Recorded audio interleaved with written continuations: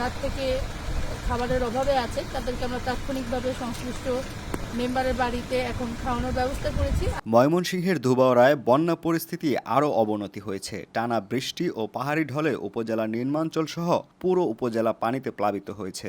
পানিবন্দী হয়ে পড়েছে হাজার হাজার মানুষ। শুক্রবার বিকেলে উপজেলার কলসিন্দুর, জিগাতলা এবং পঞ্চনন্দপুর সহ বিভিন্ন পয়েন্টে নেতাই নদীর বাঁধ ভেঙে পুরো উপজেলা প্লাবিত হয়। শনিবার বন্যা পরিস্থিতি আরও অবনতি হয়েছে। দুর্ভোগে পড়েছে সাধারণ মানুষ। ঘরের মধ্যে পানি ঢুকায় রান্নার কাজও ব্যাহত হচ্ছে।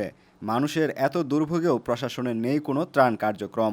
বন্যা কবলিত মানুষরা কেবল দ্রুত ত্রাণ পাঠানোর জন্য জোর দাবি জানাচ্ছে। এদিকে উপজেলার বন্যা কবলিত এলাকা ঘুরে দেখা যায় টানা বৃষ্টি ও পাহাড়ি ঢলে হাজার হাজার মানুষ পানিবন্দী হয়ে পড়েছে।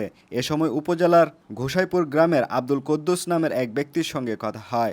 তিনি জানান, শুক্রবার রাত ৮টা থেকে ঘরের মধ্যে পানি, রান্না করার চুলা পানির নিচে, না খেয়ে ঘরের মধ্যে ছেলে মেয়ে নিয়ে বসে আছেন।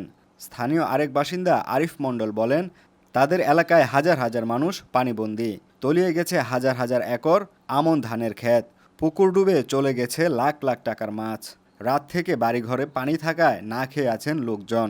দ্রুত ত্রাণ দেওয়ার জন্য প্রশাসনের নিকট দাবি জানান তিনি।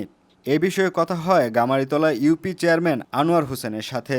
তিনি বলেন, কলসিন্দুর সহ বিভিন্ন পয়েন্টে নেতাই নদীর বাঁধ ভেঙে প্লাবিত হয়েছে বিভিন্ন এলাকা। পানিবন্দী অসংখ্য মানুষ।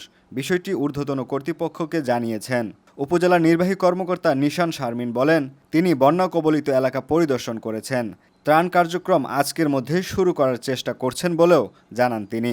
যেটি আমরা দেখলাম, এখানে জিগাতলা একটা পয়েন্টে বেশ বড় আকারের বাঁধ ভেঙে গিয়েছে। মোটামুটি 25-30টার মতো ঘর বিলীন হয়ে গিয়েছে বলে আমরা জানতে পেরেছি। যে সকল মানুষ রাত থেকে খাবারের অভাবে আছে তাদেরকে আমরা তাৎক্ষণিকভাবে সংশ্লিষ্ট মেম্বারের বাড়িতে এখন খাওয়ানোর ব্যবস্থা করেছি। আজকে সারাদিনই এইভাবে তাদেরকে আমরা টেক কেয়ার করব।